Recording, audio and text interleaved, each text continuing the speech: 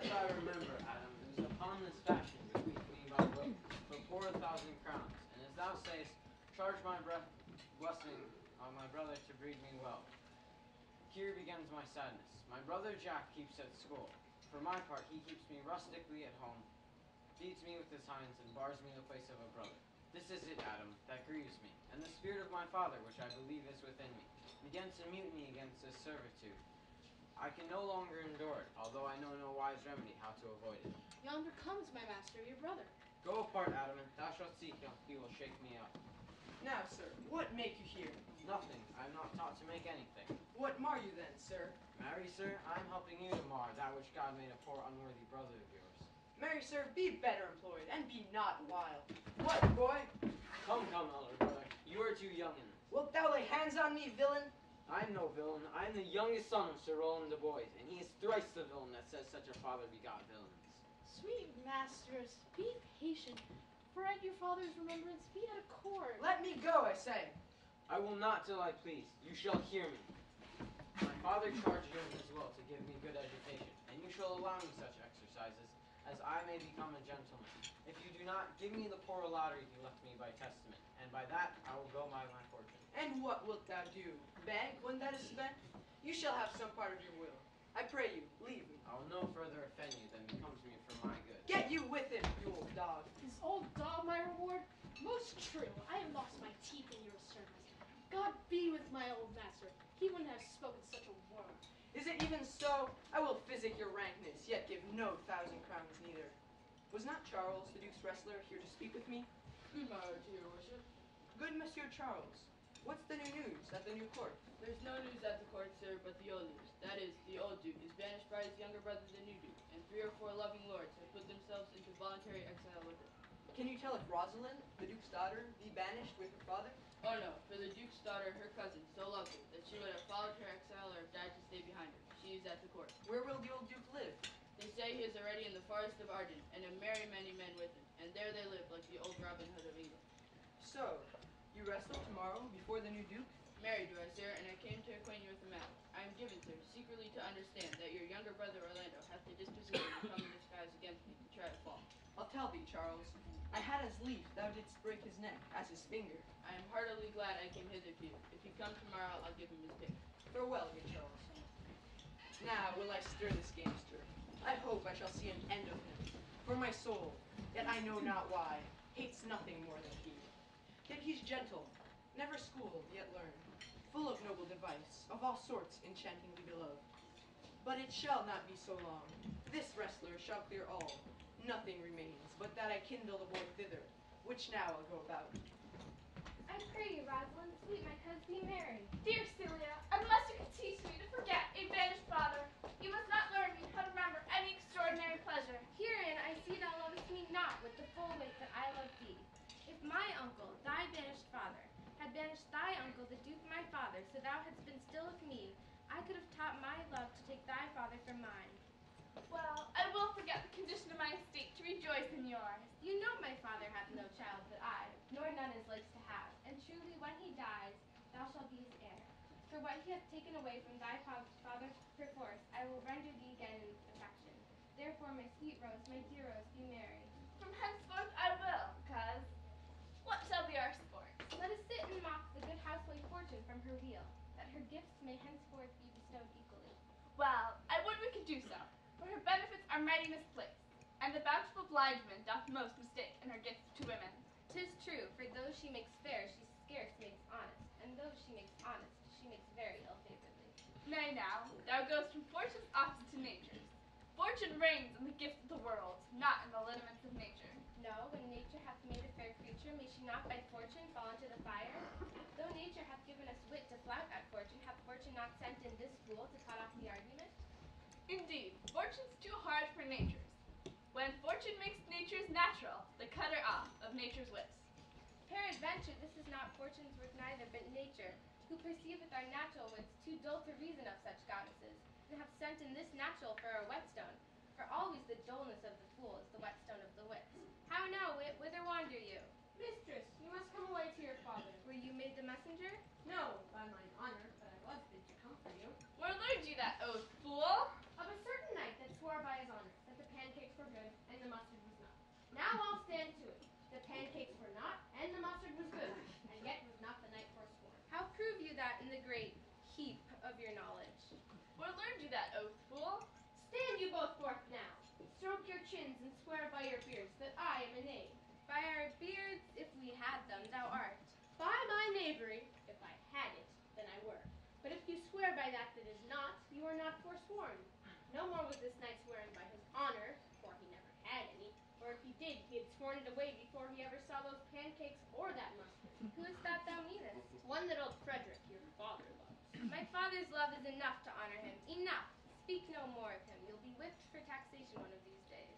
The more pity that fools may not speak wisely what wise men do foolishly. By my troth, thou sayest true. For since the little wit that fools have was silenced, the little foolery that wise men have makes a great show. Here comes Monsieur Lebeau. Bonjour, Monsieur Lebeau. What's the news? Fair princess, you've lost much good sport. But what is the sport, monsieur, that the ladies have lost? I will tell you the beginning, and if it pleases your ladyship, you may see the end. For the best is yet to do. And here, where you are, they are coming to perform it. There comes an old man and his 3 sons, 3 proper young men of excellent looking presence. The eldest of the 3 wrestled with Charles, the Greek wrestler, which Charles in a moment threw him and broke 3 of his ribs, that there is little hope of life in him.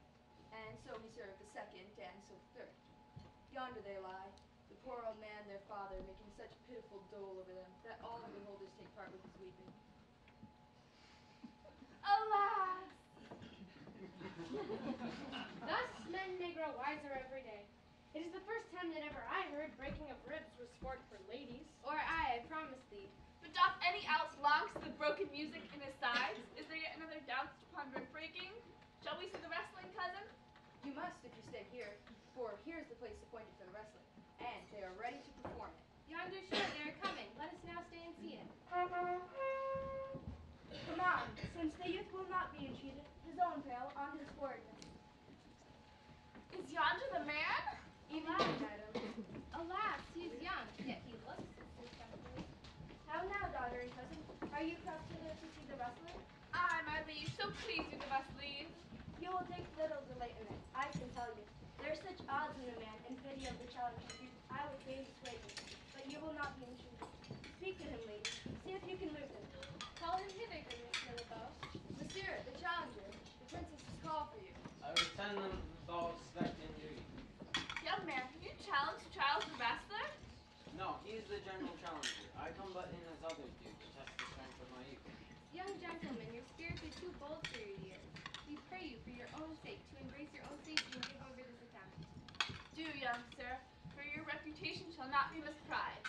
We will make it our suit to the Duke, that the wrestling might not go forward. Punish me not with your hard thoughts, but let your fair eyes and gentle wishes come with me to my trial. The little strength that I have, I wouldn't wear with you. And mine to eke out hers. Bear with you. Pray heaven I be deceived in you. Your heart's desires be with you. Come, where is this young gallant that is so desirous to lie with his mother earth? Ready, sir, but his will have been a more modest work. You shall try but one fall. No, I warrant your grace, you shall not entreat him to a second that has so mightily persuaded him from a first. You mean to mock me after, when you should not have mocked me before? But come your ways. Now Hercules be thy speed, young man. I would I were invisible to catch the strong fellow by the leg.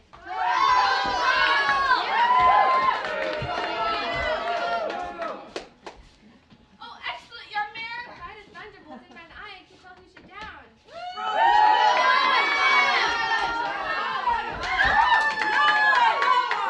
Yes, I beseech your grace. I am not yet well breathed. How dost thou, Charles? He cannot speak, my lord. Bear him away. What is thy name, young man? Orlando, my liege. I am the youngest son of Sir Roland de Boys. I would thou hadst been son to some man else. The world esteemed thy father honorable, but I did find him still mine enemy. Thou shouldst have better pleased me with this deed, hast thou descended from another house. But fare thee well, thou art a gallant youth. I would thou hadst told me of another father. Rather be the youngest son of Sir Roland than to be adopted heir to Frederick. My father loved Sir Roland as his soul, and all the worlds of my father's mind. Had I before known this dumb-handed son, I should have given him tears into entreaties, ere he should thus have ventured. Gentle cousin, let us go thank and encourage him. My father's rough and envious disposition sticks me at heart. Sir, you have well deserved, and if you do keep your promises in love, but justly, your mistress shall be happy. Gentlemen, wear this for me. One out of suits of fortune that could give more, but her hand lacks means. Shall we go, Chris? Aye, fare you well, fair gentlemen. Can I not say thank you? He calls us back. My pride fell with my fortune. I'll ask him what he will. Did you call, sir? You have wrestled well and overthrown more than your enemies. Will you go, cuz? Have with you. Fare you well. What passion innocence waits upon my tongue. I cannot speak to her, yet she urges confidence. O poor Orlando, thou art overthrown. Good sir, I do in friendship counsel you to leave this space. Albeit, you have deserved high commendation, true applause and love. Yet such is now the Duke's condition that he misconstrues all that you have done. The Duke is humorous, but he is indeed more suits you to conceive than I to speak of. I thank you. But answer me this, which of the two was daughter of the Duke that was here at the wrestling? Neither his daughter, if we judge by manners, but yet indeed the lesser is his daughter. The other daughter is daughter to the banished Duke, and here detained by her usurping uncle, to keep his daughter company, whose loves are dearer than the natural bonds of sisters. But I can tell you that of late this Duke hath taken displeasure against his gentle niece, and grounded upon no other argument but that the people praise her for her virtues and pity her for her good father's sake. Sir, very well. Hereafter, in a better world than this, I shall desire more love and knowledge of you. I rest much bounded to you. Fare you well. Thus must I from smoke unto a smother, from a tyrant Duke unto a tyrant brother. But oh, heavenly Rosalind. My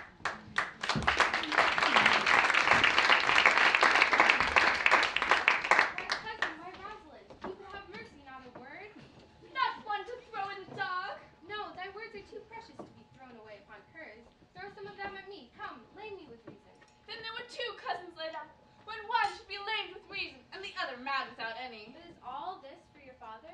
No, some is for my child's father. Come, wrestle with thy affection. Is it possible on such a sudden you should fall into so strong a liking of Sir Roland's youngest son? The Duke, my father, loved his father dearly. Doth it therefore ensue you should love his son dearly?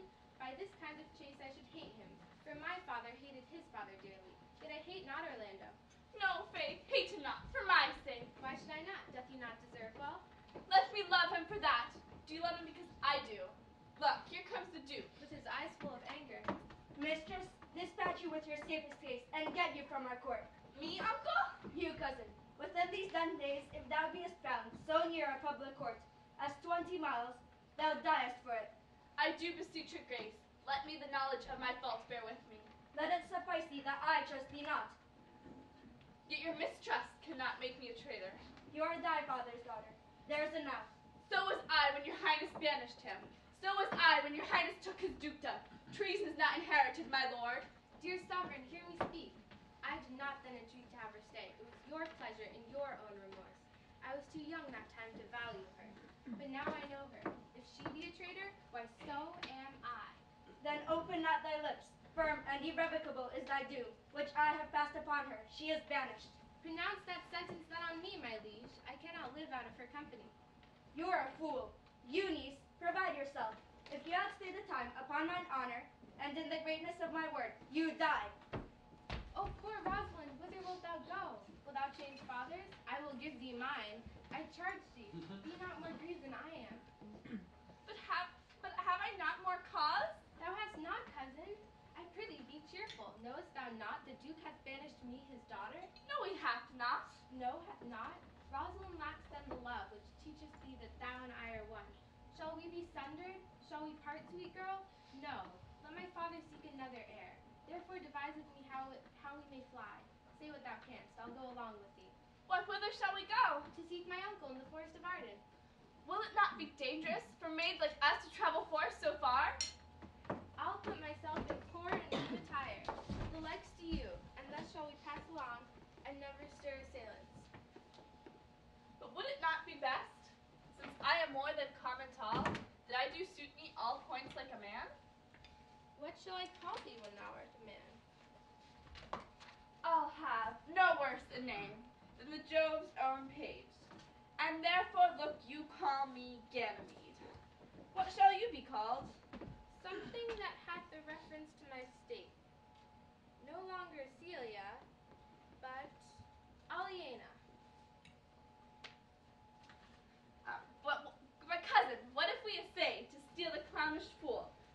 father's court. Would he not be a pleasure to our travels? He'll go along o'er the wide world with me.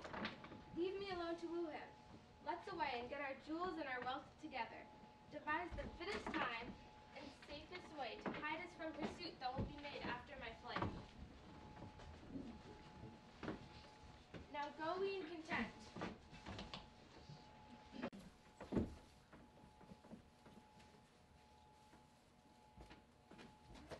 To liberty and not to banishment.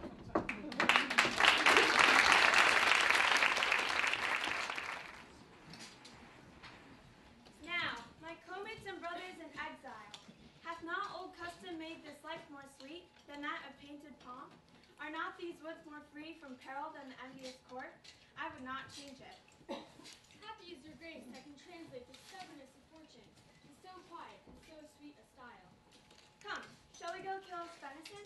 And yet it irks me, the poor dapper fools should in their own confines with forked heads have their round haunches gored.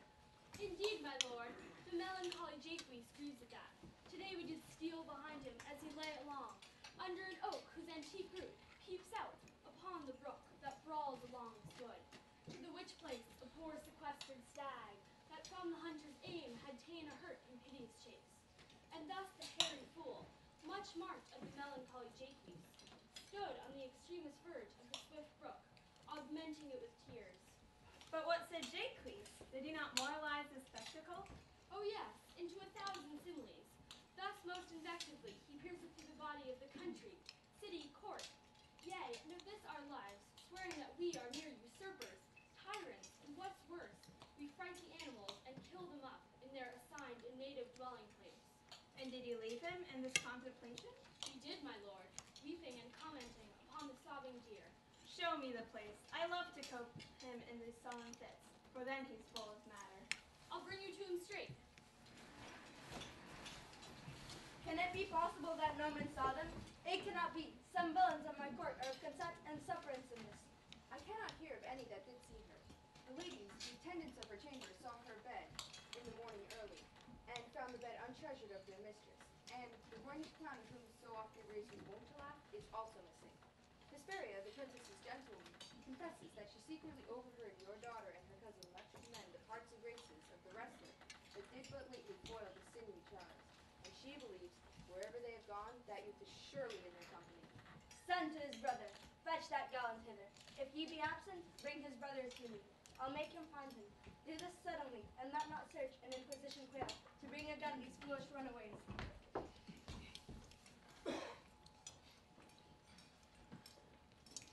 Who's there?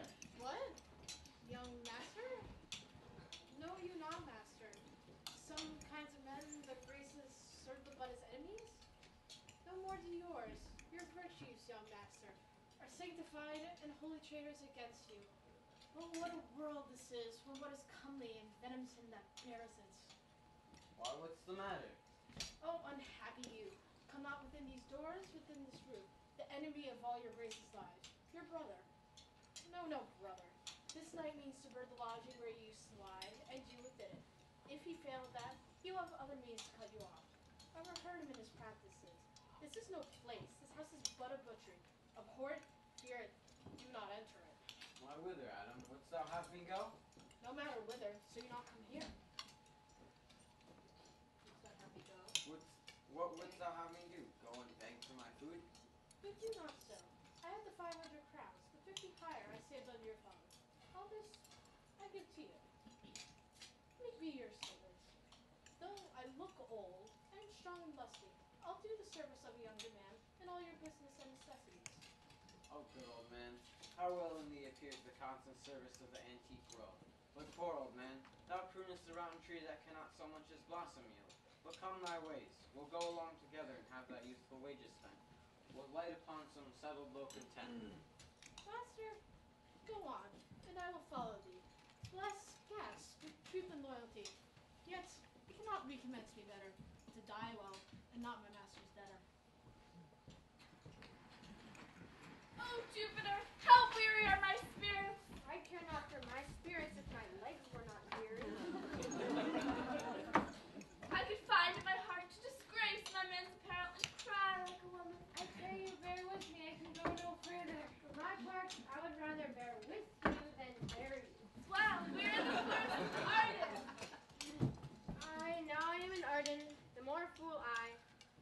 home, I was in a better place, but travelers must be content. Aye, be so good, Touchstone. Look who comes here, an old man. One of you question, young man, if he for gold will give us any food, and faint or almost to death. Hello, you clown. Peace, fool, he's not thy kinsman. Who calls? Your betters, sir. Else are they very wretched? Peace, I say. Even to you, good friend. And to you, gentle sir, and to you all. I pray thee, shepherd, if love or gold can in this desert place buy entertainment, take us where we may rest ourselves and feed. Look, here's a babe with travel much oppressed, and famous for succor. Fair sir, I pity her, and wish for her sake more than for my own. My fortunes were more able to relieve her, but I am a shepherd to another man, whose coat, block, and feed are now on sale.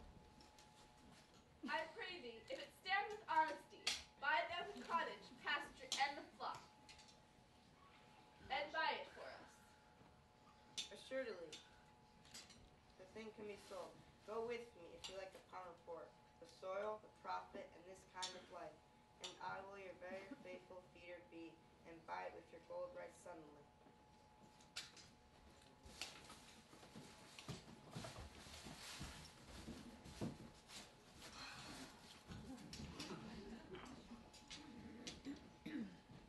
Dear master, I can go no further. Oh, I die for food. Here I lie and measure on my grave. Farewell, kind master. Why, how now, Adam? Have no greater heart in thee?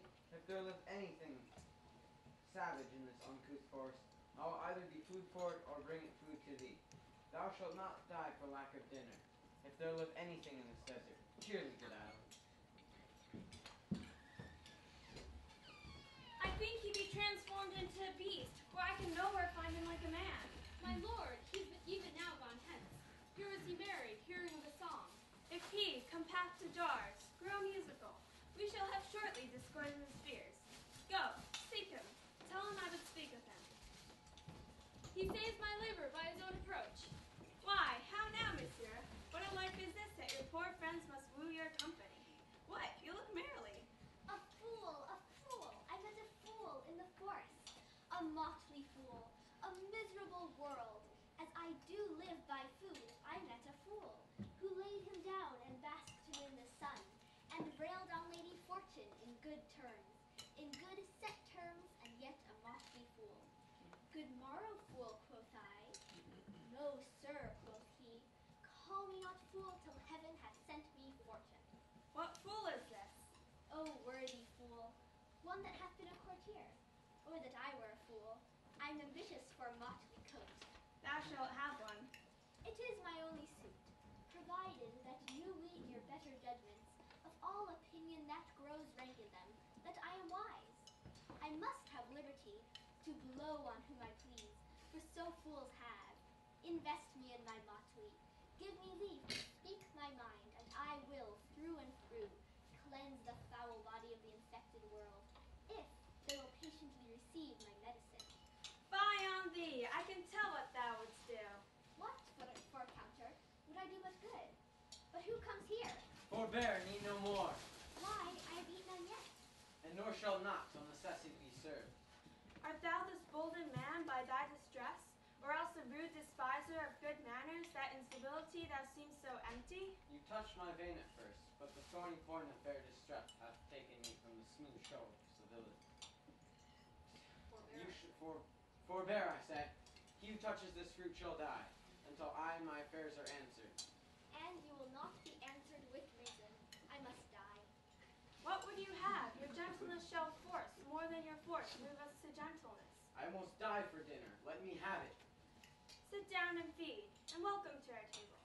Speak you so gently? Pardon me, I pray you. Let gentleness my strong enforcement be, in the which hope I blush and hide my sword. True is it that we have seen better days, and therefore sit you down in gentleness. There is a poor old man, who hath limped many a weary step after me in pure love. Until he first be sufficed, I will not touch a bit. Go find him out, and we will nothing waste till you return. I thank ye, and be blessed for your good comfort. Thou seest we are not all alone unhappy. This wide and universal theater presents more woeful pageants than the scene wherein we play in.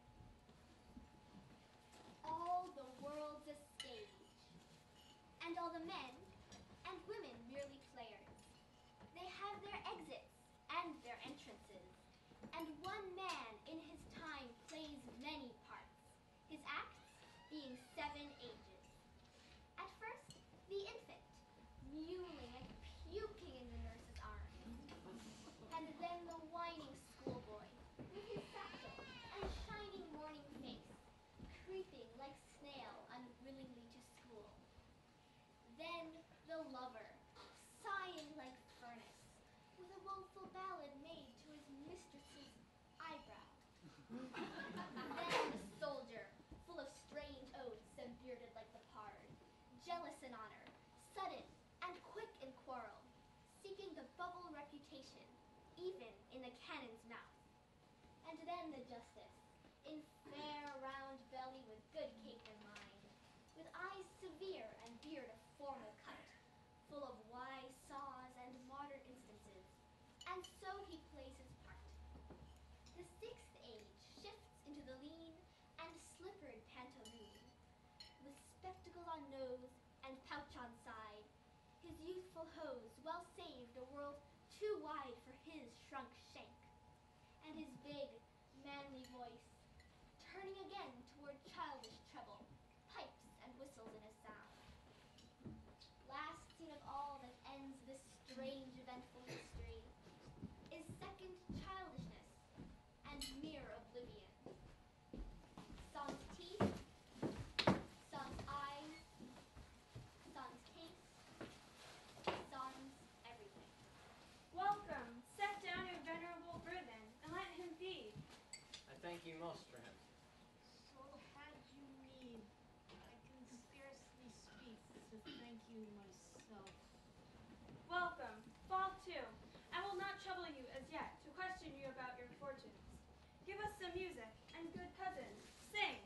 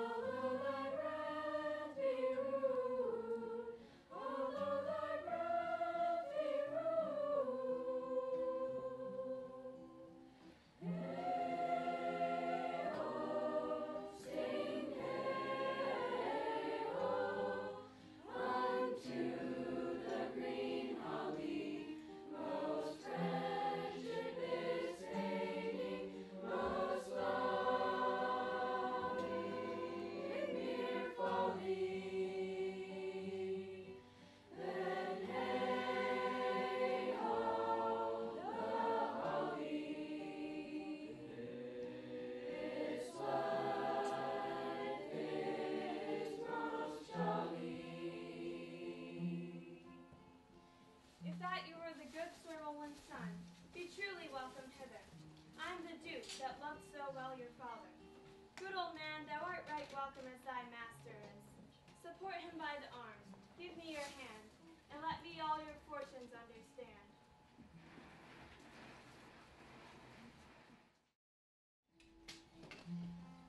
Not seen him since? Sir, that cannot be. Find out thy brother, wheresoe'er he is. Seek him with candle. Bring him dead or living. Within this 12 month, return thou no more to seek a living in our territory. Oh, that your highness knew my heart in this. I never loved my brother in my life. More villain thou. Well, push him out of doors, and let my officers of such a nature make an extent upon his house and lands. Do this expediently, and turn him going. Hang there my verse, in witness of my love, and thou, thrice crowned queen of night, survey, with thy chaste eye from my pale sphere above, thy huntress's name, how my full life doth sway. O Rosalind, these trees shall be my books, and in their barks my thoughts all character, that every eye which in this forest looks shall see thy virtue witnessed everywhere. Run, run, Orlando, carve on every tree, the fair, the chaste, the unexpressive. And how like you the shepherd's life, Master Touchstone? Truly, shepherd, in respect of itself, it is a good life. But in respect that it is a shepherd's life, it is not. In respect that it is solitary, I like it very well. But in respect that it is private, it is a very vile life. Hast thou any philosophy in thee, shepherd? Sir, I'm a true laborer. I earn that I eat, get that I wear, owe no man hate, envy no man's good, content with my harm, and the greatest of my pride is to see my ewes graze and my lambs suck. Here comes young Master Ginniman, my new mistress's brother. From the east to western Inn, no jewel is like Rosalind. Her worth being mounted on the wind, through all the world bears Rosalind. All the pictures, fairest lined, are but black to Rosalind. Let no fair be kept in mind, but the fair of Rosalind. This is the very false gallop of verses. Why do you infect yourself with them? Peaceful, I found them on a tree. Truly, the tree yields bad fruit. Aye, peace. Here comes my sister, greeting, stand aside. Thus Rosalind of many parts, by heavenly synod was devised, of many faces, eyes, and hearts, to have the touches dearest prized. Heaven could that she these gifts could have, and I to live and die his slave. Oh, most gentle pulpiter, what tedious homily of love have you wearied upon your parishioners, and never cried, have patience, good people. How now, back friends, shepherd, go on, hurrah. Come, shepherd, let us make an honorable room. Didst thou hear these verses?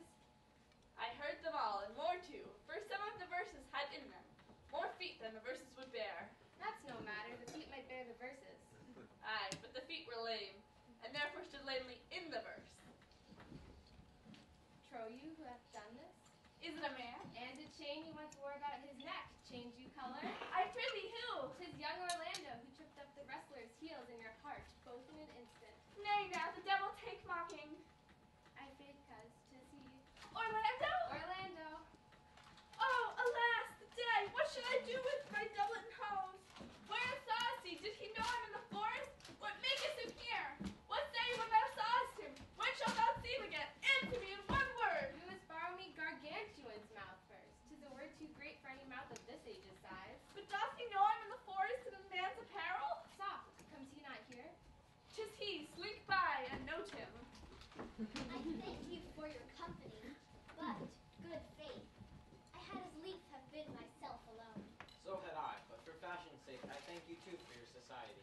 God be with you. Let's meet as little as we can. I do desire we may be better strangers. I pray you, mar no more trees with writing love songs in their barks. I pray you, mar no more of my verses by reading them ill-favoredly. Rosalind is your love's name? Yes, just. I do not like her name. There was no thought of pleasing you when she was christened. What stature is she of? Just as high as my heart. You are full of pretty answers. I'll tarry no longer with you. Farewell, good Signor Love. I'm glad of your departure. Adieu, good Monsieur Melancholy. I will speak to him like a saucy lackey, and under the habit play the knave with him. Do you hear, Forester? Very well. What would you? Where dwell you, pretty youth? With this shepherdess my sister, here in the skirts of the forest, like fringe upon petticoats. There is a man who haunts the forest, with writing by abusing our young plants, by carving Rosalind in their barks. If I could meet this fancy monger, I would give him some good counsel, for he seems to have the quotidian of love upon him. I am not he that is so love-shaped. I pray you, fair youth, tell me your remedy. But there are none of my uncle's marks Dear youth, I would. I could make thee believe I love. Me believe it? You may as soon make her that you love believe it. I swear by the white hand of Rosalind, I am that he, that unfortunate he. I would cure you if you would but call me Rosalind and come to my coat and woo me. Now, by the faith of my love, I will. Tell me where it is. I'll take you to it, but by the way, you must tell me where you live. Will you go? With all my heart, good youth. Now, you must call me Rosalind. Will you go, sister?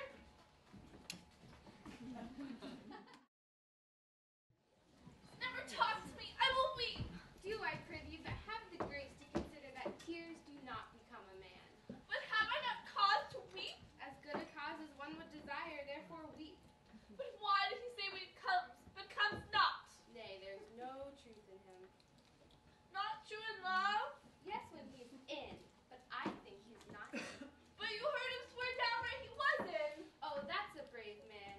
Writes brave verses, speaks brave words, swears brave oaths, and breaks them bravely.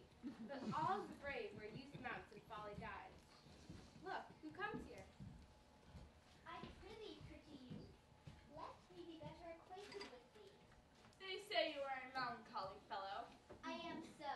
I do love it better than laughing. Those who are in extremity of either are abominable fellows. Why, 'tis good to be sad and say nothing. Why then 'tis good to be a post. I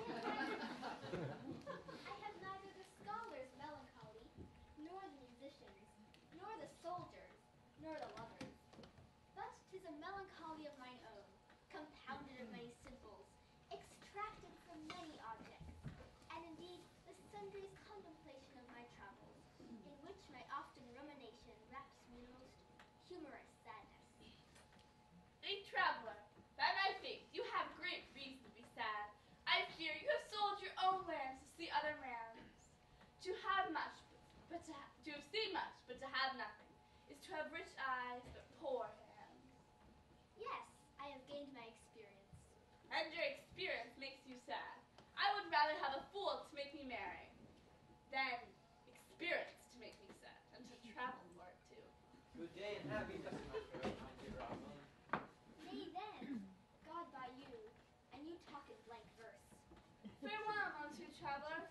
Why, how now, Orlando? Where have you been all this while? You a lover, you serve me such another trick. Never come in my sight more.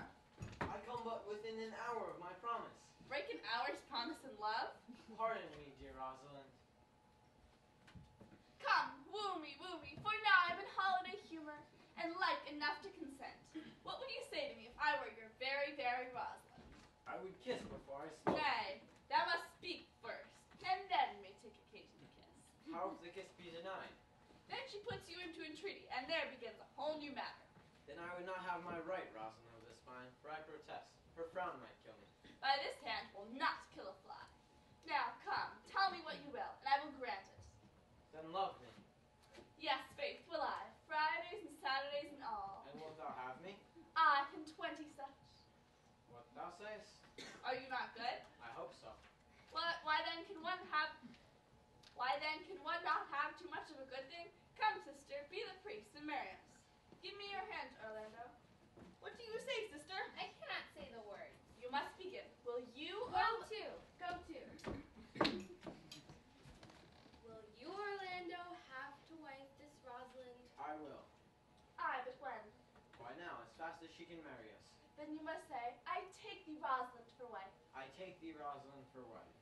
I might ask thee for thy commission, but I do take thee, Orlando, for husband. Will my Rosalind do so? By my life, she will do as I do. My fair Rosalind, I must leave thee for 2 hours. I cannot lack thee 2 hours. I must attend dinner with the Duke. I will be back by 2. 2 o'clock be your hour. Aye, sweet Rosalind. But beware, break one jot of your promise. I will think you the most pathetical brave promise, the most hollow lover, and the most unworthy of her you call Rosalind.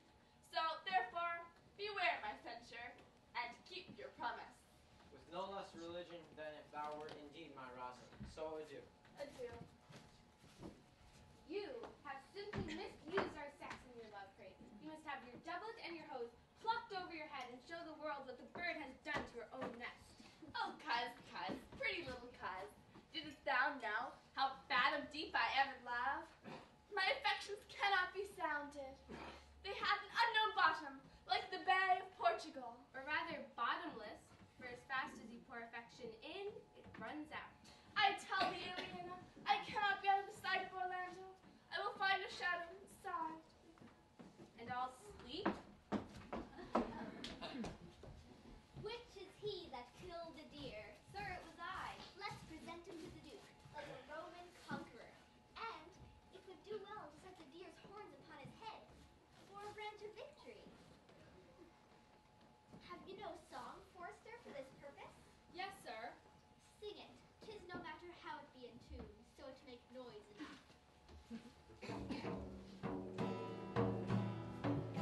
What shall he have that killed the deer? His leather skin and horns to wear.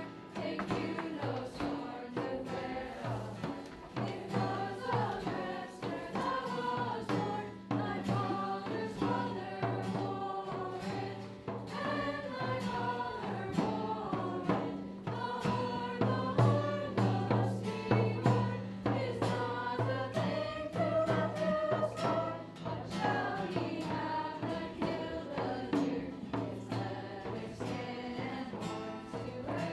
Take you no sword to wear a horn. It was a dresser that was born. My father's mother wore it, and my father wore it. The lusty horn, is not a thing to let loose for.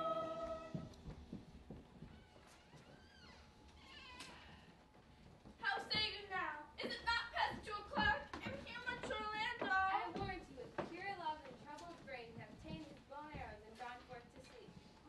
Soft, who comes here? Good morrow, fair ones. Pray you, if you know, where in the purlieus of this forest stands a sheepcote, fenced about with olive trees? West of this place, down the neighbor bottom, past the rink of osiers by the murmuring street, left on your right hand brings you to the place. But at this hour the house doth keep itself. There's none within. Are not you the owner of the house I did inquire for? It is no boast, being asked to say we are. Orlando doth commend me to you both, and to that youth he calls his Rosalind, he sends this bloody napkin. Are you he? I am. What must we understand by this? Some of my shame, if you will know of me what man I am, and how, and why, and where this handkerchief was stained. I pray you tell it. When last the young Orlando parted from you, he left a promise to return again within an hour, and, pacing through the forest, saw a wretched man, o'ergrown with hair, lay sleeping on his back. About his neck, a green and gilded snake had wreathed itself. Seeing Orlando, it unlinked itself, and with indented glides did slip away into a bush, under which bush's shade a lioness, with udders all drawn dry, lay couching, head on ground, with cat-like watch. This seen, Orlando did approach the man, and found it was his brother, his elder brother. I have heard him speak of that same brother, and he did render him the most unnatural that lived amongst men. And well he might so do, for well I know he was unnatural. But to Orlando, did he leave him there? Food to the sucked and hungry lioness? Twice did he turn his back, and purpose so. But kindness and nature made him give battle to the lioness, who quickly fell before him. In which, hurtling from miserable slumber, I awakened. Are you his brother? Was it you he rescued? Was you who so oft contrived to kill him? 'Twas I, but 'tis not I. I do not shame to tell you what I was, since my conversion so sweetly tastes, being the thing I am. But for the bloody napkin! By. In brief, he led me to the gentle Duke, who gave me fresh array and entertainment, committing me unto my brother's love. Then led me instantly to his cave. There stripped himself, and here, upon his arm, the lioness had torn some flesh away, which all the while had bled. And now he fainted, and cried, in fainting, upon Rosalind, and sent me hither, stranger as I am, to tell this story, that you might excuse his broken promise, and to give this napkin, dyed in his blood, unto the shepherd youth, that he in sport doth call his Rosalind. Ganymede! Many will swoon when they do without blood. There is more in it. Ganymede! Look, he recovers. I were at home. We'll lead you thither. Will you take him by the arm? Be of good cheer, youth. You, a man who lack a man's heart. So I do, I confess. Well then, take a good heart and counterfeit to be a man. So I do, but by right I should have been a woman. I pray you, come homewards. You look paler and paler. Good sir, go with us. That will I, for I must bear answer back how you excuse my brother, Rosalind. I shall devise something. Commend my counterfeiting to. Will you?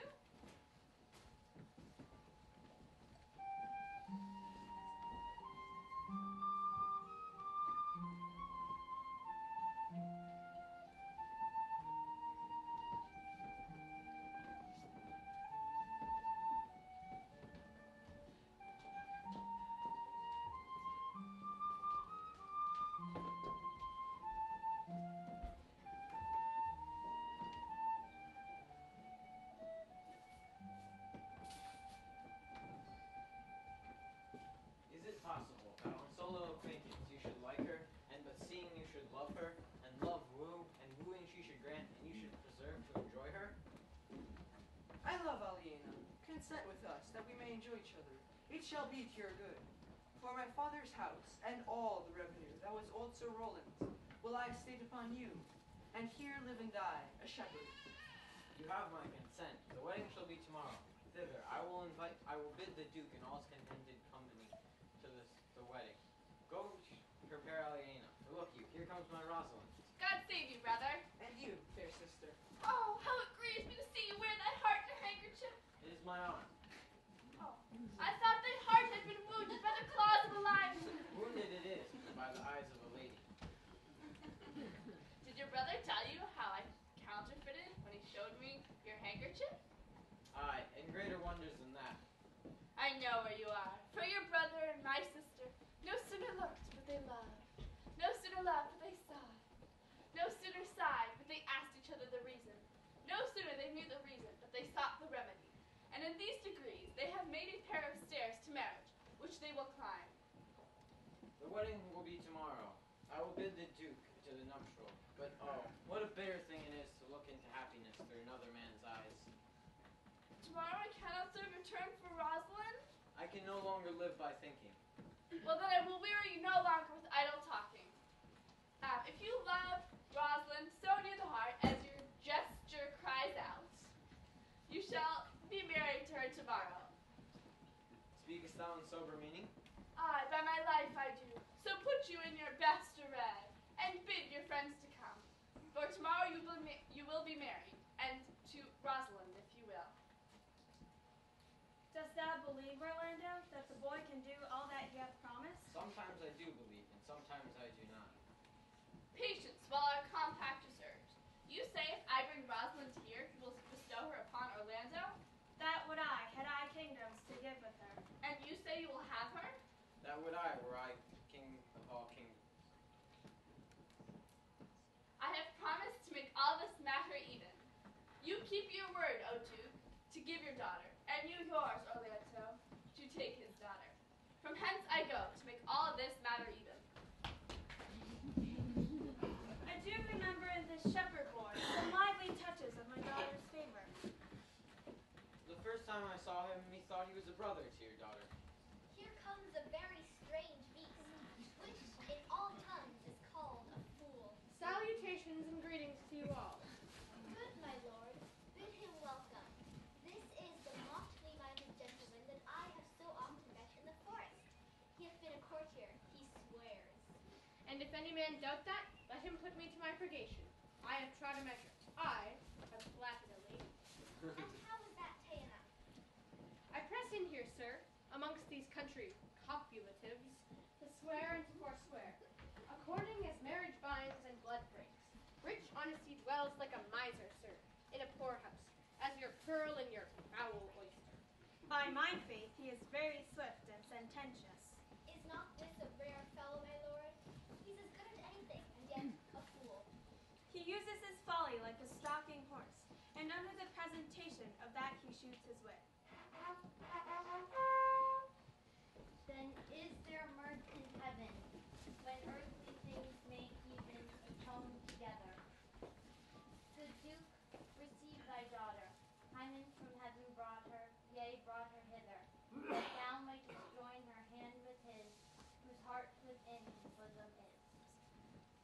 To you I give myself, for I am yours.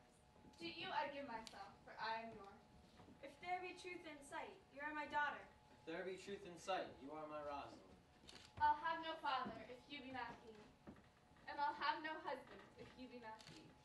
Peace ho, I bar confusion, 'tis I must make conclusion of these most strange events. Here's four that must take hands to join in Hymen's bands.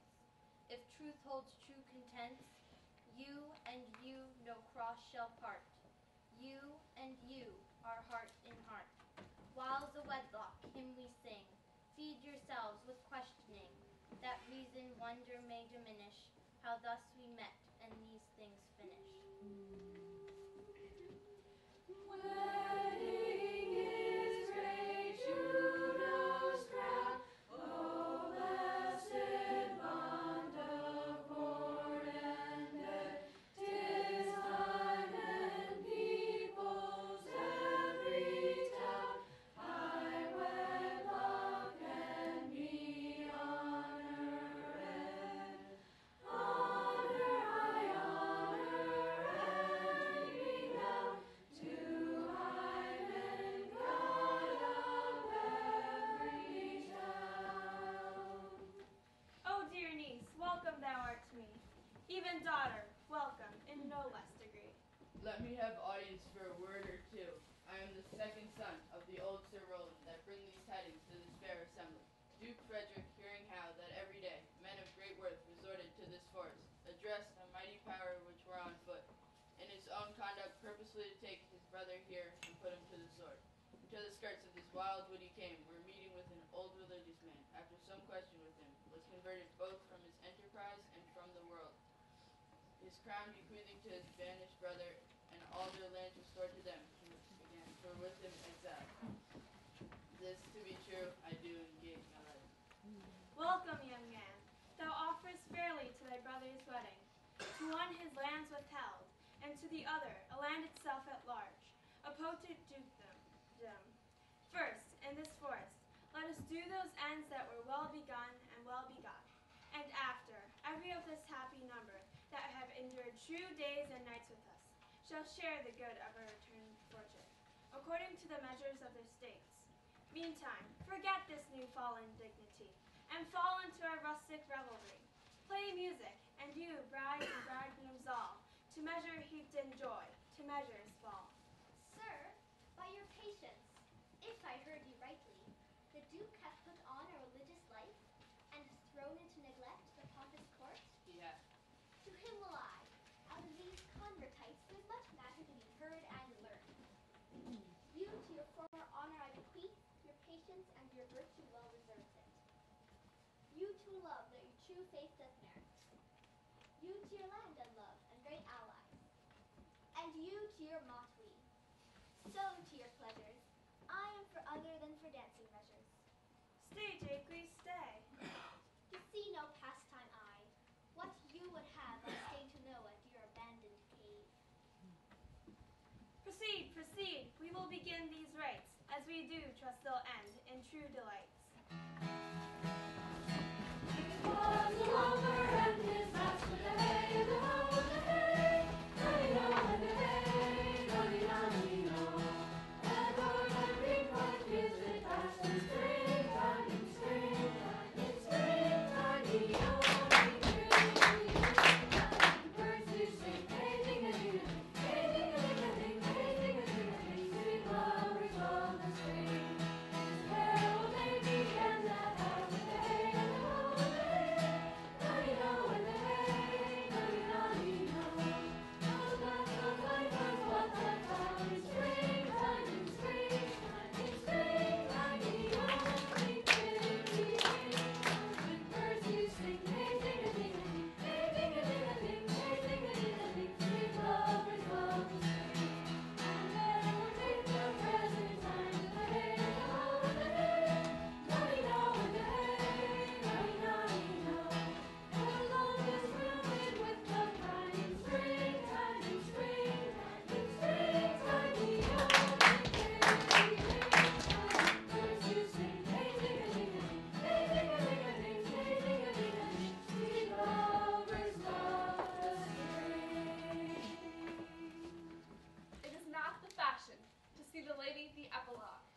but it is no more handsome than to see the Lord the prologue.